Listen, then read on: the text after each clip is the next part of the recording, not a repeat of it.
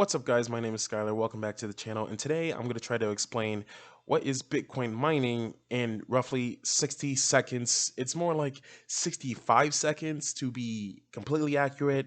That's for the fact checkers.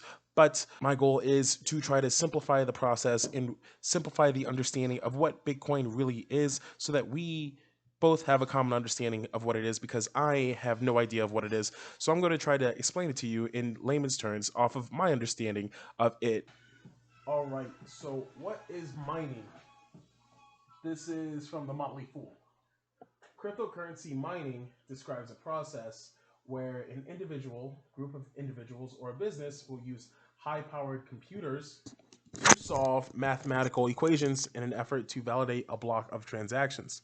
These mathematical equations are part of the encryption that protects transactions from cybercriminals, as well as other people who shouldn't have access to sender and receiver data. Only the first individual, group, or business to solve these equations and validate a block of transaction receives what's called a block reward. In the proof of work model, as this is known, block rewards are paid out in the cryptocurrency that's been validated. For instance, if you validated a block of transactions on Ethereum's network, thereby proving the transactions are true, you would be paid in Ether tokens as a reward.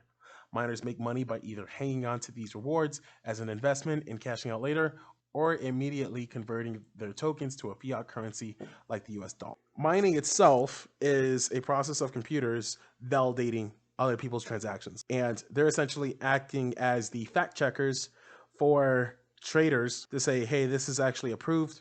You can go ahead and process the transaction.